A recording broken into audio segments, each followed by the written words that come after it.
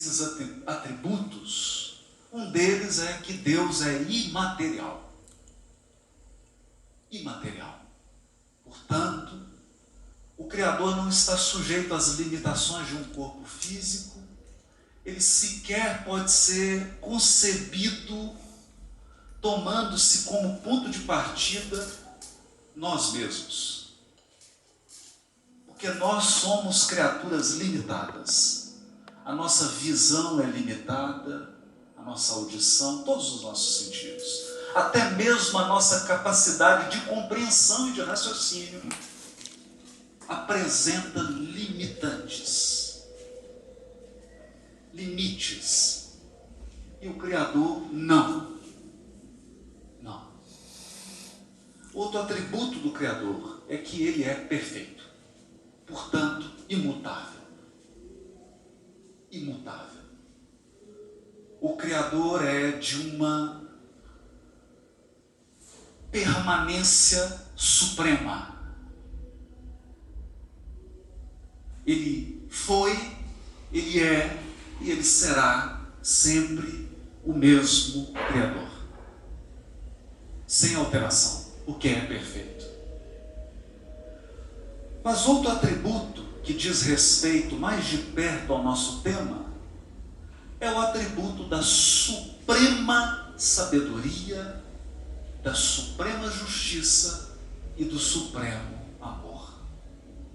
Deus é a inteligência suprema. Isso significa que não há ninguém, nenhuma criatura no universo, não importa o grau da sua evolução, capaz de formular um pensamento superior ou mais amplo do que o pensamento divino. É importante pensarmos nisso. Não há nenhum ser, por mais evoluído que você possa concebê-lo, o pensamento dele, comparado ao do Criador, é ínfimo. Ínfimo. A sabedoria de Deus é infinita, incomensurável.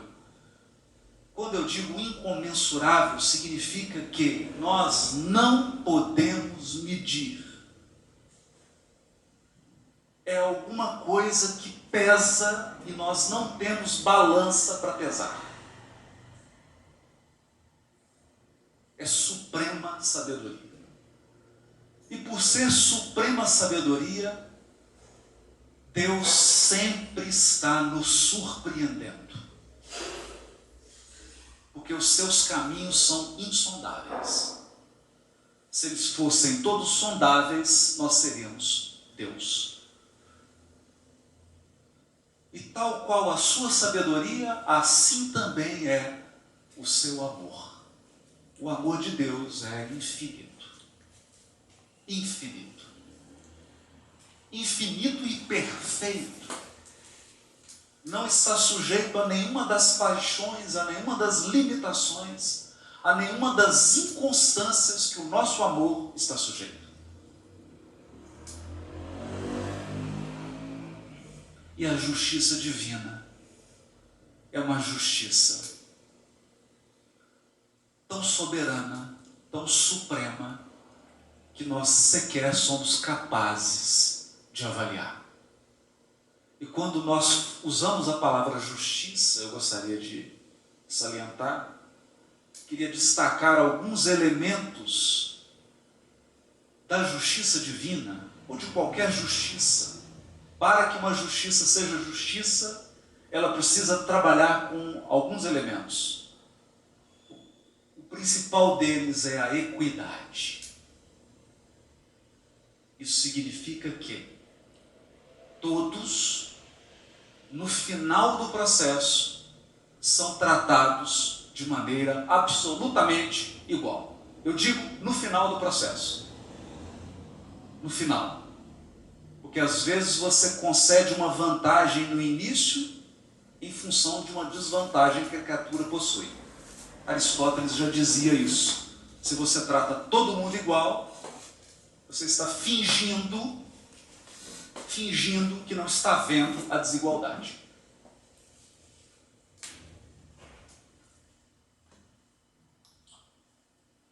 Então, a verdadeira justiça, ela leva em conta, inclusive, a desigualdade, as limitações e as necessidades particulares. Afinal, ela quer alcançar a equidade suprema e absoluta.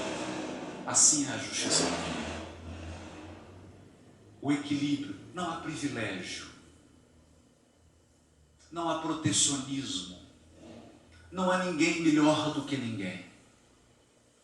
Nenhum de nós aqui possui prerrogativas superiores. Se existem prerrogativas, elas são decorrentes da tarefa, da atividade conferida, e só podem ser utilizadas no limite do exercício da atividade. É bom entendermos isso, porque já salientava o Rossandro aqui na sua fala, principalmente quando nós atravessamos um período de intenso sofrimento na nossa vida, nós pedimos a Deus prerrogativas, privilégios, um tratamento diferenciado do tratamento que é oferecido a todos. E a justiça divina, naturalmente, não pode descer ao nosso nível e errar conosco. A justiça divina não erra conosco. Ela preside, soberana e justa. Então, esses são os pontos que nós consideramos aqui o alicerce da conversa. Porque essa conversa que teremos aqui, ela se dará com base na doutrina espírita, nos fundamentos do Espiritismo, tal qual codificado por Allan Kardec. Evidentemente que foi orientado pela pleiade do Espírito de verdade. Feitas essas observações iniciais, nós gostaríamos de comer esse mingau pela beirada. Sim, porque o tema é difícil e meter a colher logo no meio do mingau vai queimar a nossa língua. Então a gente precisa fazer algumas considerações. Algumas considerações. A primeira delas, eu diria que é o mal do nosso tempo. O mal da nossa época. Toda época tem o seu mal. Aquela concepção que leva as criaturas para um abismo moral. Para uma queda vertiginosa, coletiva.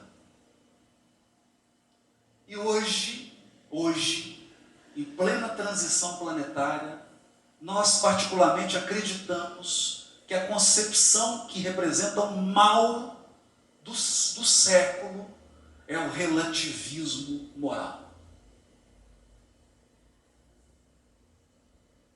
O relativismo moral. O que é isso? Você pergunta assim: fazer isso é certo ou errado? Aí a pessoa te pergunta: depende de quem faz. Como assim?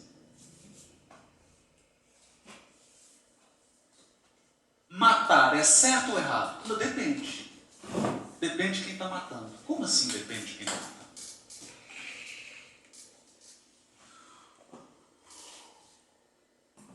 Trair um compromisso assumido é certo ou errado? Depende.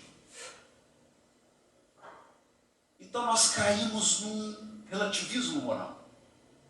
E esse relativismo moral, ele adentrou inclusive as instituições espiritualistas e religiosas. Então hoje nós vivemos um relativismo moral religioso e espiritual.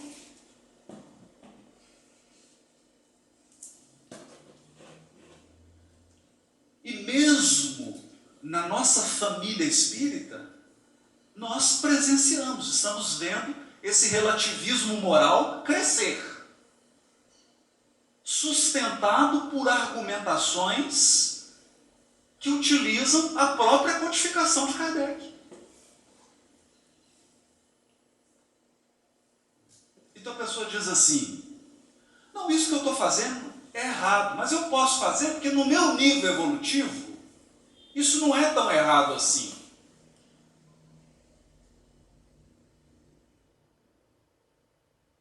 Então, é errado se fosse um espírito superior, mas como eu sou um espírito inferior, então eu posso fazer. Eu posso agir assim. Pois bem, esse é o primeiro ponto que nós gostaríamos de trabalhar, para tratar do tema perdão e punição. E nós vamos trabalhar esse tema a partir da questão 830 do Livro dos Espíritos. Na questão 830 do Livro dos Espíritos, Kardec vinha numa sequência indagando os espíritos sobre a escravidão. Não vamos falar sobre escravidão porque isso não é o tema. A questão aqui não é essa. A questão é a pergunta feita por Kardec. Questão 830. Quando a escravidão faz parte dos costumes de um povo, são censuráveis os que dela se aproveitam? Embora eles só façam isso porque eles estão conformados com o uso que lhes parece natural? Essa é uma pergunta relevante. Porque ela nos põe a seguinte questão: se é um costume no Brasil roubar e ser corrupto, é um hábito, por que eu não posso ficar com 50 centavos do troco, que não me pertence? Não é um costume?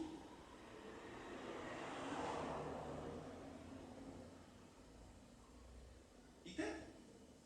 E aí eu justifico. Bom, na verdade, corrupção é quando você rouba mais de 1 milhão.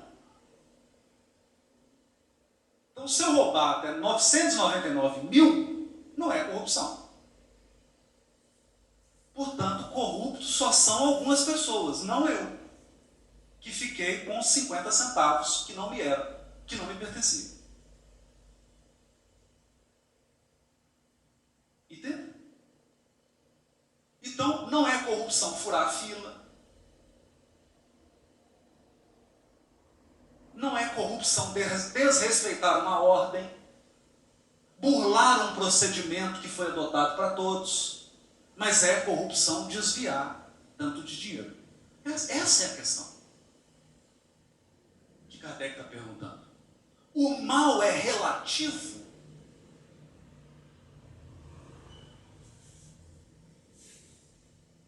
E os espíritos respondem: o mal é sempre o mal.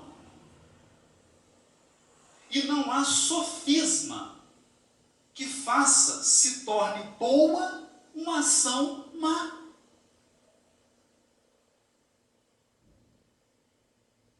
Ponto final. Esse é o primeiro ponto da resposta. Que está absolutamente em harmonia com os atributos de Deus. Por quê? Porque se Deus é o soberano, o poder supremo, que estabeleceu leis morais que regem o universo infinito, de acordo com essas leis morais, é possível deduzir o que é bem e o que é mal. E como Deus é imutável, o mal é sempre o mal. E não há sofisma que faça se torne boa uma ação má. Mas eles continuam. A responsabilidade, porém, do mal é relativa aos meios que o homem disponha para compreender. Bom, aí é outra história.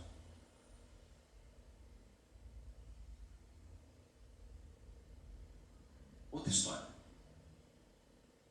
Então nós temos, a conduta é boa ou é má? O grau de responsabilidade, aí não tem jeito. Aí é outra história.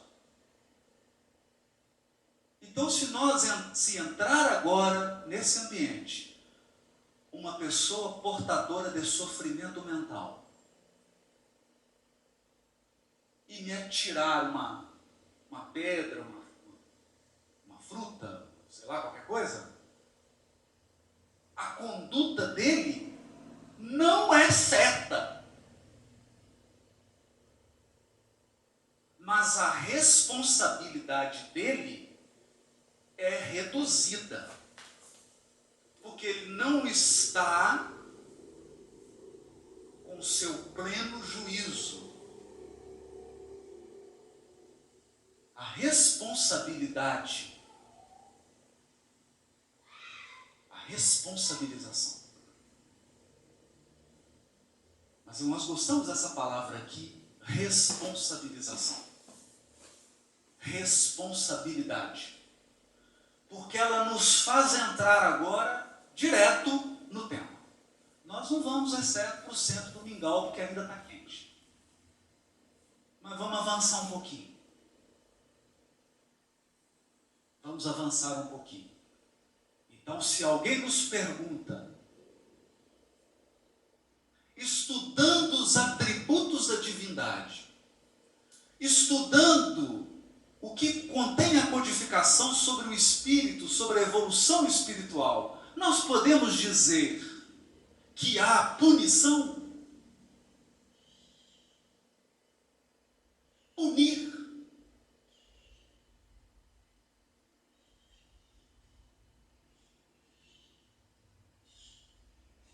Eu não vou responder, porque eu não sei o que você chama de punir. O que você chama de punir? Não sei. A gente acha que todo mundo concorda que o que é punição, mas se nós fizermos uma pesquisa aqui, para cada 10 pessoas consultadas, nós vamos ter 13 opiniões sobre o que é punição.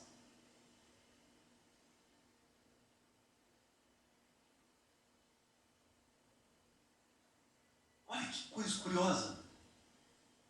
Eu ainda vindo para cá, são as sincronicidades da vida. Vi uma propaganda de um filme, muito bem feito, falando sobre o narcotráfico e não sei o quê. E tem um momento que tem uma fala de um ator principal do filme, e ele diz assim, essa questão do olho por olho é muito complicada. Nós temos que pensar muito sobre isso, porque ela vai produzir um mundo de cegos.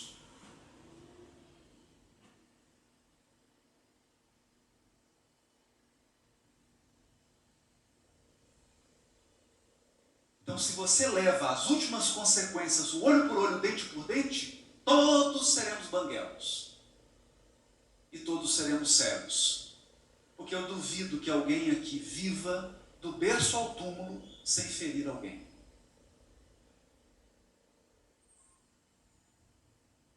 Exceto, me perdoe, se tiver algum anjo aí sentado na cadeira e que eu desconheço. Também, o que um anjo está fazendo aqui assistindo palestra de Haroldo Dutra Dias? Mas se você for um ser humano, você não vai passar pela vida sem ferir e sem ser ferido. Portanto, não vai passar sem ficar cego e banguela. Em se aplicando olho por olho e dente por dente. É claro que eu estou trabalhando com um conceito restrito de punição, que é, alguém fez um mal e eu inflijo a ele o mal. Para quê? Não sei.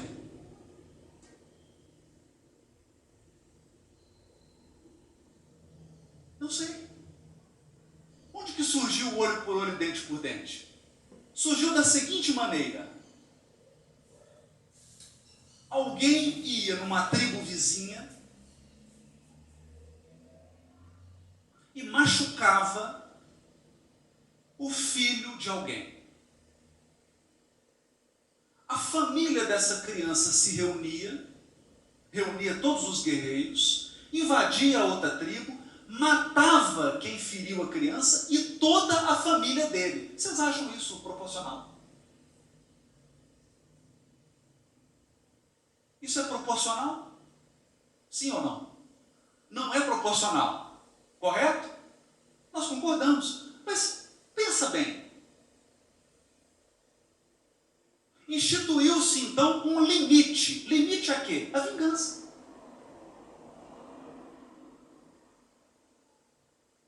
Um limite à vingança. Então, a pessoa entrou na tribo, feriu a criança de alguém. Essa criança era o quê? Era meu filho. Bom, o agressor tem filho? Então eu vou lá ferir o filho dele. E se ele não tiver filho? Começa a complicar, né? Então, alguém que ele tenha como filho.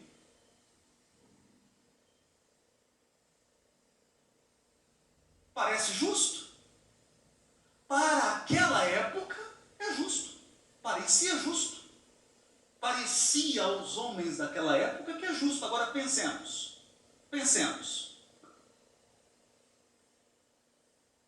Alguém fere o seu filho. Por favor, me responda. O que vai anular essa ferida? Nada. Nada. Nada. Você ir lá e ferir o outro vai diminuir a ferida do seu filho? Eu vou dar um exemplo mais concreto aqui. Um exemplo que acontece todos os dias. A pessoa sai inocentemente, porque tudo nós fazemos inocentemente. E bebe até ficar embriagada. E inocentemente ela pega o carro, porque inocentemente ela acha que vai dirigir bem. Inocentemente ela anda no triplo da velocidade. Inocentemente ela atropela um ciclista. Inocentemente o ciclista é um jovem de 22 anos que desencarna.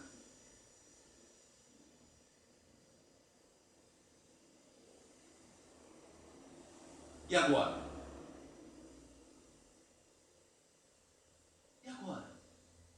Vamos punir. Não é isso? Os jornais sensacionalistas, os apresentadores sensacionalistas, toda a mídia se levanta e vamos punir. O que você quer dizer com isso?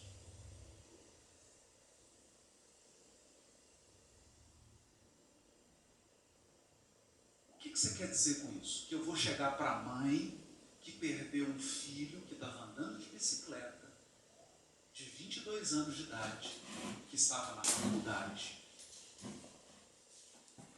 que ela deu de mamar para ele, que ela viu os primeiros passos, que ela acompanhou. Você vai dizer para ela: mamãe, acabou a sua dor, porque eu vou punir o agressor.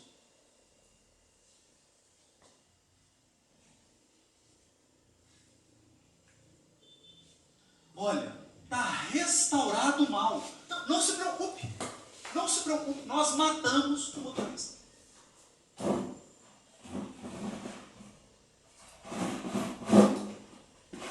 Aí a mãe vai dizer: nossa, eu estou tão aliviada agora, estou super aliviada, eu não tenho mais saudade do meu filho, a dor que eu tenho foi embora, porque o motorista foi morto.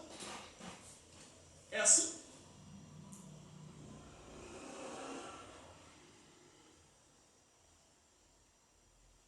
É assim que funciona? Não. Não. Então,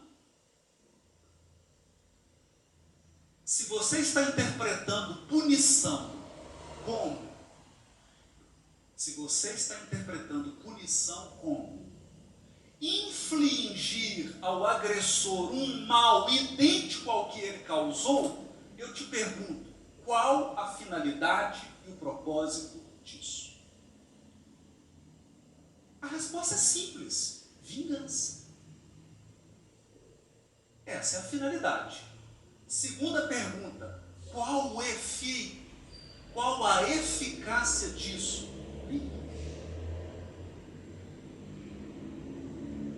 Nenhuma. Eu vou dar um exemplo mais tocante. Alguém te agride e você fica paraplégico.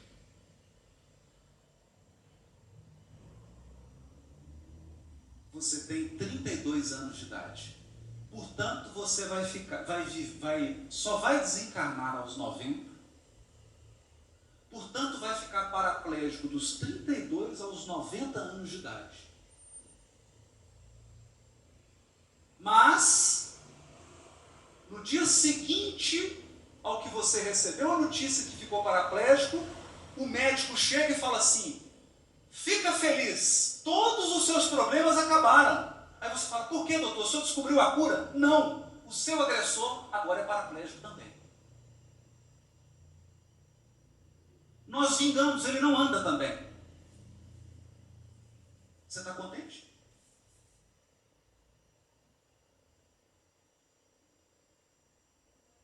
Sim ou não? Mas por que não? É olho por olho, dente por dente. Você ficou paraplégico, ele ficou paraplégico.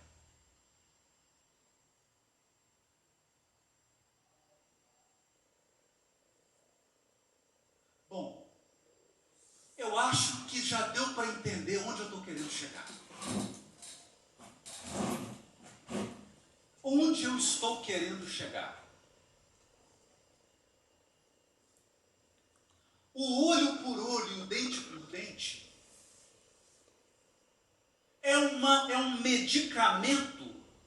medicamento para administrar o ódio. Mais nada. Ele não tem mais nenhuma outra função que não administrar o ódio. Porque quando você é agredido, você tem ódio. Rancor, ressentimento e uma vontade enorme de revidar.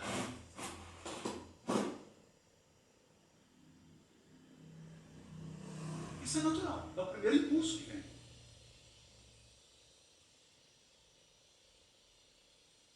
É o primeiro impulso que vem. Então o que nós podemos fazer? O que essas sociedades faziam? Administravam o ódio. Para quê? Para que o ódio não saísse do controle. Então, alguém saía de uma tribo, matava uma criança, a família da criança vinha, matava 10. Aí reuniam, vinham para outra tribo, matavam 20. Final da história, acabava as duas tribos. Esse é o final da história. Voltando à fala do ator. No mundo em que vigora o olho por olho, o dente por dente, nós temos que tomar cuidado, porque todos seremos cegos.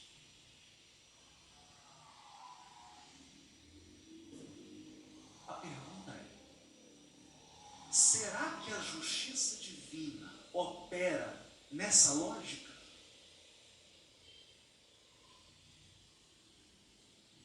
Essa é uma pergunta importante. Deus é justiça soberana ou ele é vingador soberano?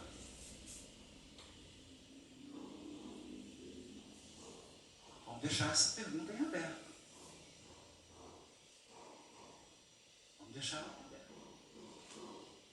Porque eu vou repetir essa pergunta de uma outra maneira. Deus pune?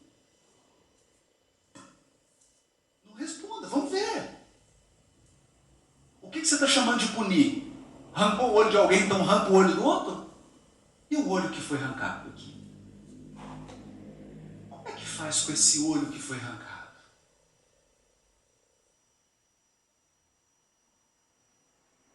Pois bem,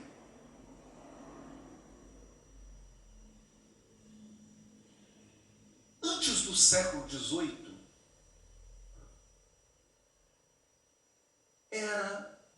a função do juiz criminal era tranquila.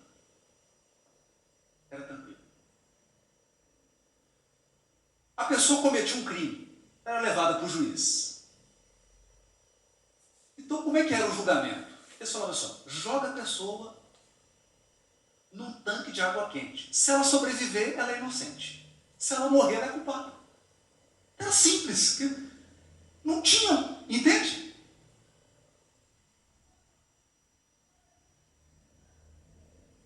Joga lá. Se ela for inocente, Deus vai tirar. Se não for, é porque é culpado, morre. Então o julgamento era simples. Mas durante muito tempo, o julgamento foi assim, objetivo. Claro, simples. Então aqui, retomando o tema do congresso, daqui, Jesus e a valorização da vida, nós vamos citar o julgamento simples da mulher adúltera.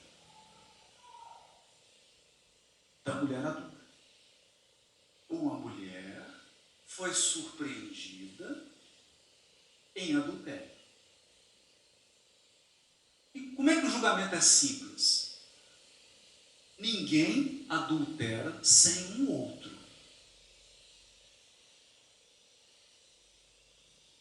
Como que você comete um adultério sozinho? Você precisa de alguém.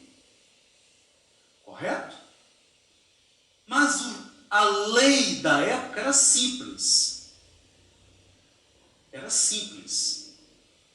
A mulher foi pega em adultério com outro homem. Então, pune quem? A mulher, claro. E o homem? Libera.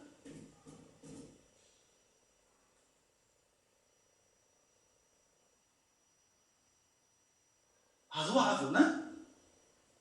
As mulheres.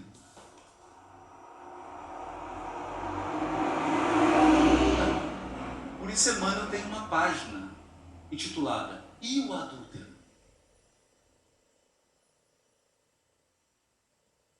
E o adúltero? Cadê ele?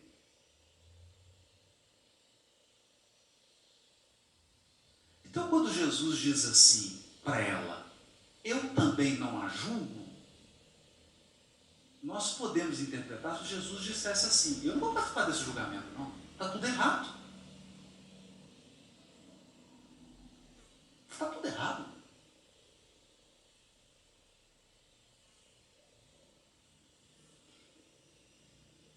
Então levaram a mulher, vão fazer o quê? Apedreja. Mata.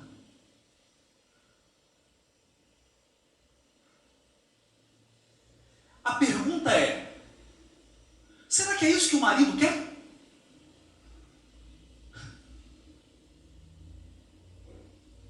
Ele já teve o sofrimento da traição. E agora vai ter outro da perda da mulher? E o adúltero? Então, qual que é o sentido disso? Qual que é o sentido? Nenhum.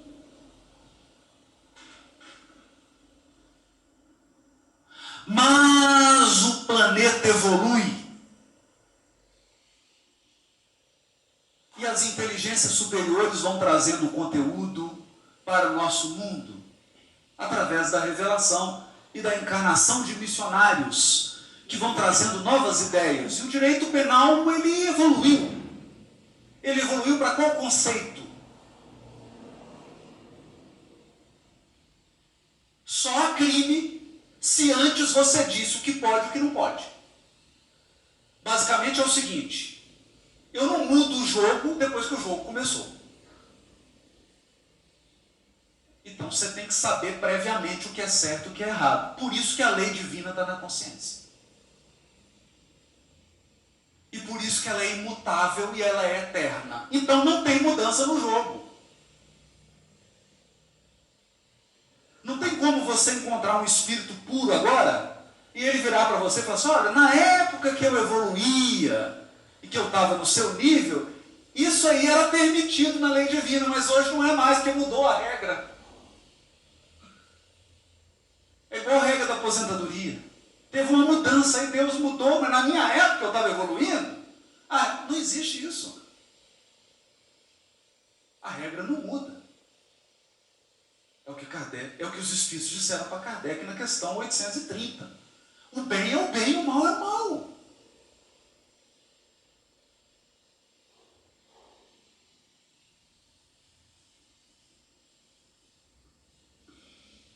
Mas vamos falar isso simples. Olha, a lei divina é de uma simplicidade,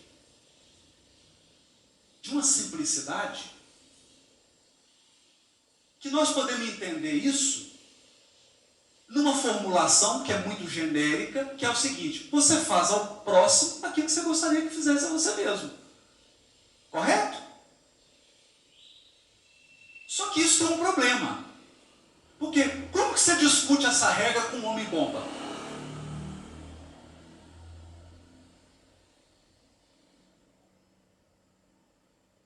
Você chega para ele e fala assim: ó, faz comigo o que você gostaria que fosse feito com você. Ele começa a me encher de bomba. Você fala: o que você está fazendo? Nós dois vamos explodir. Não, peraí, meu amigo. Você não quer que eu faça com você o que eu faço comigo? Então, se a criatura está no estado de perturbação espiritual ou psíquica, fica difícil. Por isso há um filósofo chamado Kant, Immanuel Kant, que aperfeiçoou. É a mesma regra áurea, só que ele disse ela de uma maneira mais precisa. É a mesma regra, ele não inventou outra. Kant disse assim: você quer saber se algo que você está fazendo é certo ou errado? Então pensa o seguinte: se todos os homens fizeram o que você está fazendo, vai ser bom ou ruim?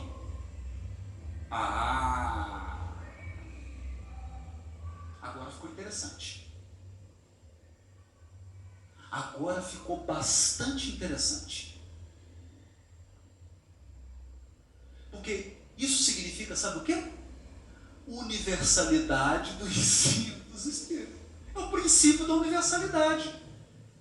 Se o que você faz se tornar universal, você vai gostar?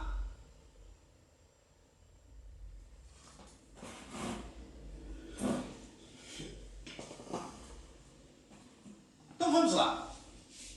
Olha, eu avancei o sinal vermelho, mas é só uma avançadinha. Ok. Toda a humanidade agora vai furar o sinal vermelho. E aí? Você acha que vai ficar bom? Vai ficar um caos. Vai ficar um caos. Vai ficar um caos.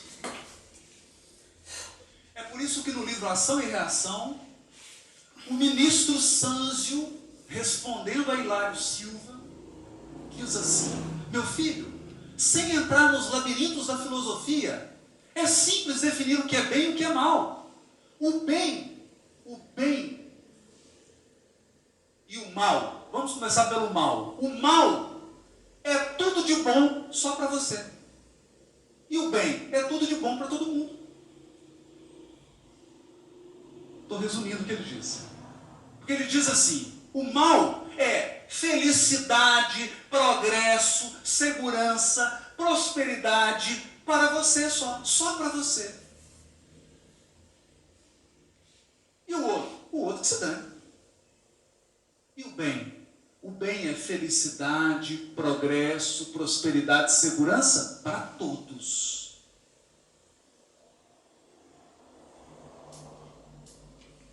E aí ele ainda invoca um paradigma. É por isso que Jesus Cristo representa o máximo paradigma do bem na Terra. Porque sempre pensou no bem do outro, ainda que fosse reservado a ele a incompreensão, a ingratidão, a cruz, a agressão.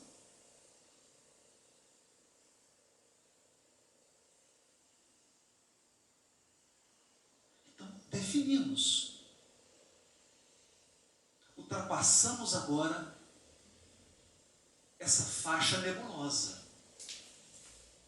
Isso significa que, se determinada conduta, se determinada decisão está beneficiando só você, fica atento. Fica vigilante. fica vigilante. Porque você está com a máxima probabilidade de estar adentrando nos caminhos do mal.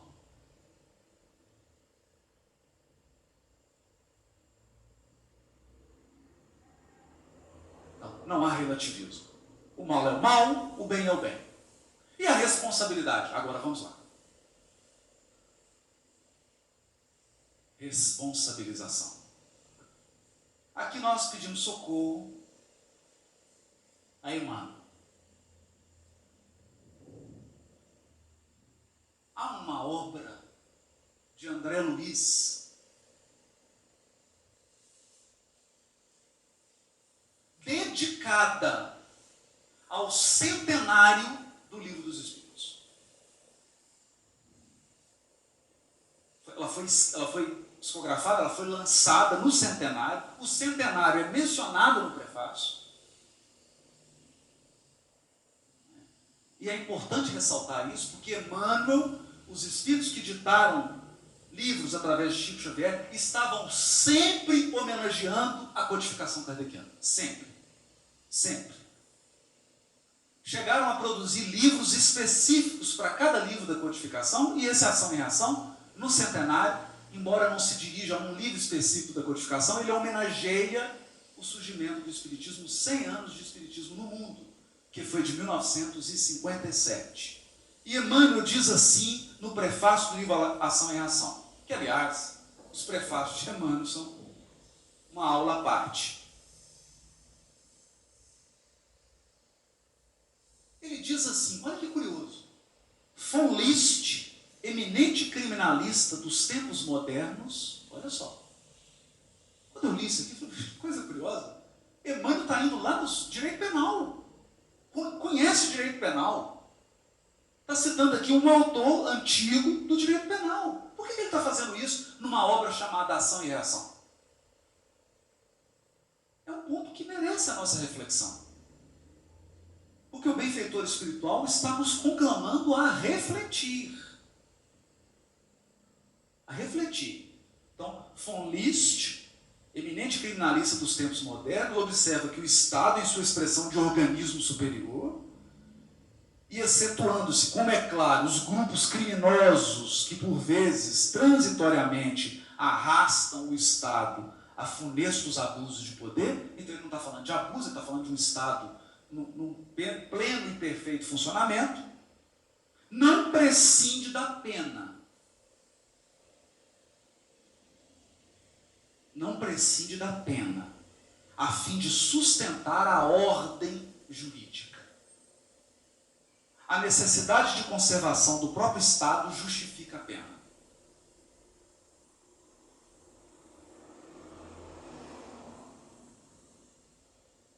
Então, vou resumir isso aqui.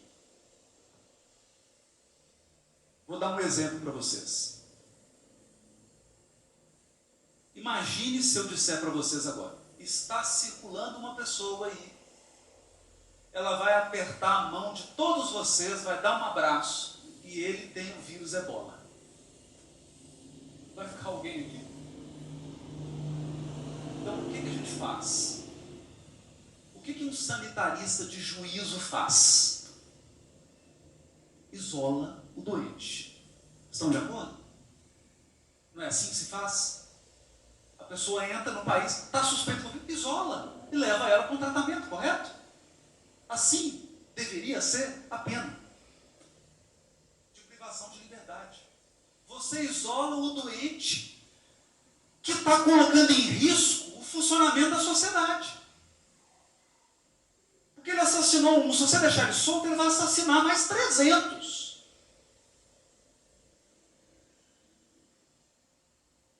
Então a função da pena é tratar, é isolar esse indivíduo para que seja preservada a segurança da sociedade, a estabilidade da sociedade, a ordem social. Até aqui, tudo certo? Era isso que o von List falava.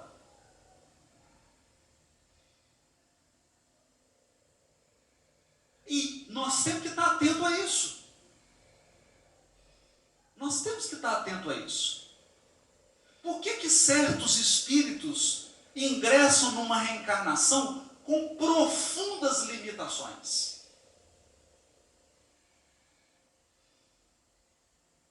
Por que permite a providência divina que o espírito tenha uma encarnação em que ele está profundamente limitado? Por exemplo, uma paralisia cerebral, em que praticamente a encarnação inteira ele está num leito. Para dar um exemplo extremo,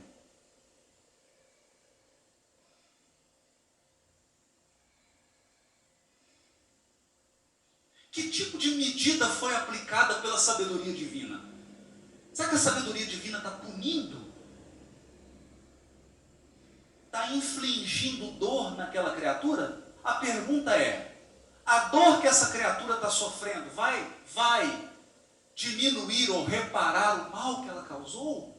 Vai? Não. Não vai.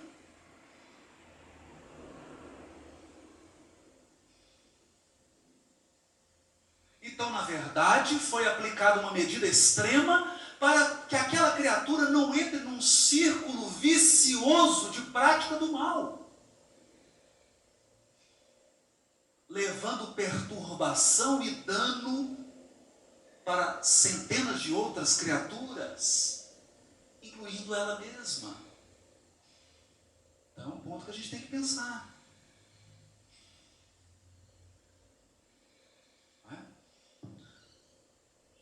Só que Emmanuel prossegue. Emmanuel diz assim: André Luiz, contudo, faz-nos sentir que o Espiritismo revela uma concepção de justiça mais ampla. Mais ampla do que isso? Mais ampla. Por que mais ampla? Porque se nós formos no livro O Céu e o Inferno, no item chamado Código Penal da Vida Futura. Por que Kardec deu o nome de Código Penal? Ele era contemporâneo ali, dessa turma, do von Lisch.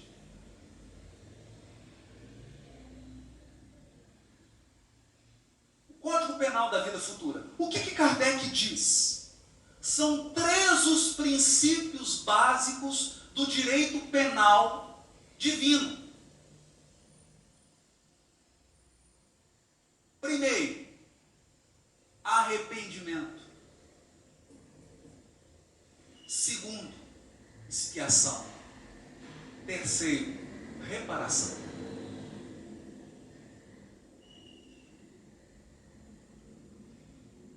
Olha, e é curioso que nós só falamos na expiação. Nós vivemos num mundo de expiação e provas, não? Num mundo de arrependimento, expiação e reparação. E provas.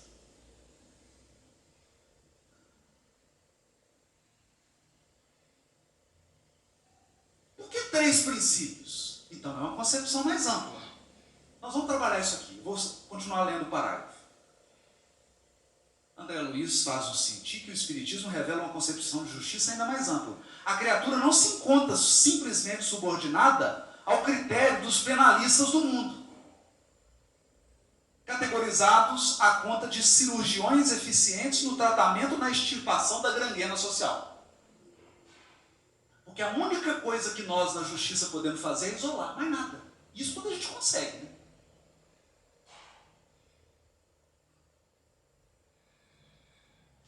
Mais nada. Mais nada. Quanto mais esclarecida a criatura, tanto mais responsável. Responsável. Entregue naturalmente aos arestos da própria consciência, na terra ou fora dela, toda vez que se envolve nos espinheiros da culpa.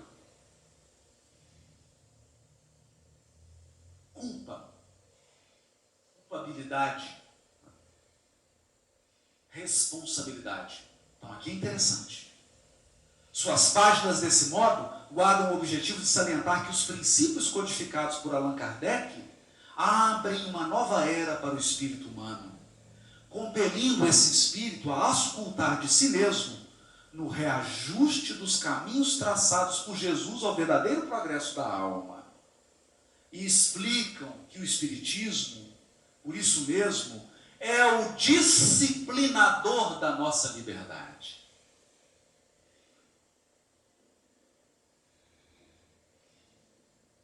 O Espiritismo é o disciplinador da nossa liberdade.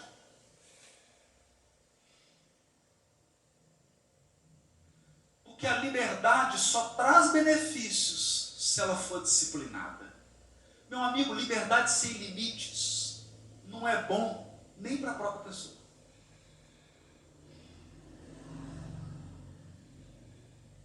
Não apenas para que tenhamos na Terra uma vida social dignificante, mas também para que mantenhamos no campo do espírito uma vida individual harmoniosa, devidamente ajustada aos impositivos da vida universal perfeita. Vida universal perfeita. Qual que é a vida universal perfeita? A de Deus. Consoante as normas de eterna justiça elaboradas pelo supremo equilíbrio das leis de Deus. Então aqui eu gostaria de fazer uma pausa para a gente voltar então nas bases da justiça divina, tal como os Espíritos revelaram para Allan Kardec. A justiça divina tem 3 pilares: expiação, arrependimento, expiação e reparação. Por quê? Aqui eu me permito voltar ao Velho Testamento, advertindo a todos que máscaras de oxigênio vão cair. Primeiro coloque em você, depois em quem está ao seu lado. Porque o Velho Testamento é rico na simbologia e nós corremos o risco de comer a casca da banana e jogar a banana fora. Ficar com a letra e perder o espírito da letra. Mas há um texto, está no capítulo 1, capítulo 2 e depois repetido no 3. Do Gênesis, de Moisés, que diz assim: e Deus criou o homem à sua imagem e semelhança.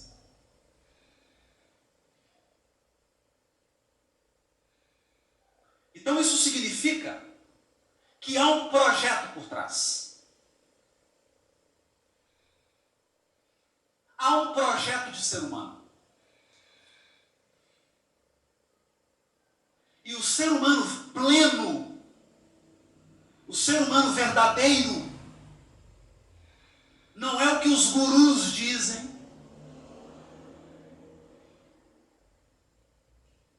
não é o que os falsos profetas estão dizendo. O ser humano verdadeiro é aquele que é imagem de Deus, semelhança de Deus. Portanto, nós fomos criados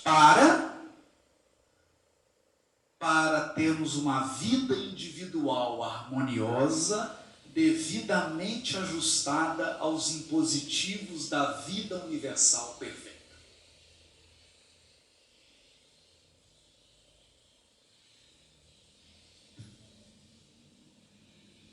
Não é nada menos que isso.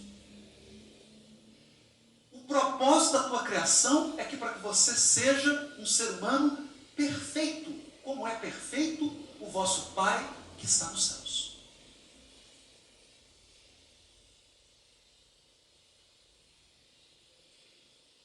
Mas, Haroldo, quanto tempo vai demorar isso? A eternidade.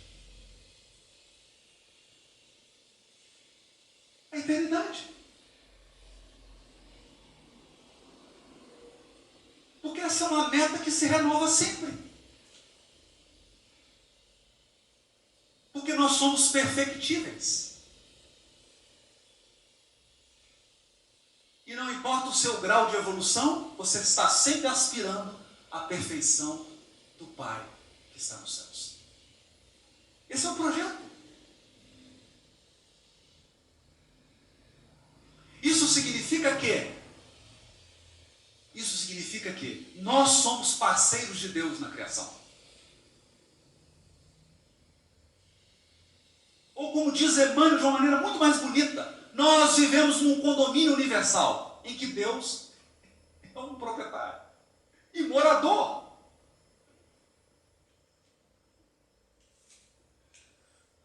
Em resumo, meu amigo, você mora num prédio. O dono dele é Deus. E quem fez a convenção de condomínio foi ele. E ele é seu vizinho.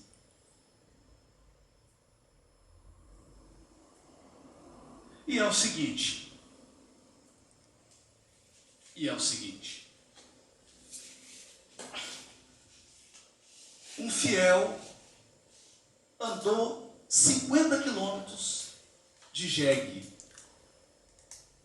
e chegou em Campina Grande.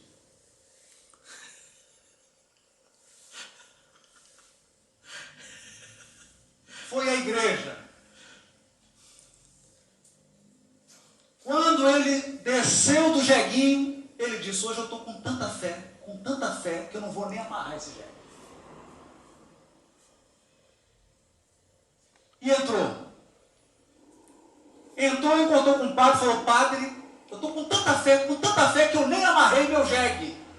E o padre falou: meu filho, volta lá e amarra teu jegue. Porque Deus não tem tempo para cuidar do jegue do outro.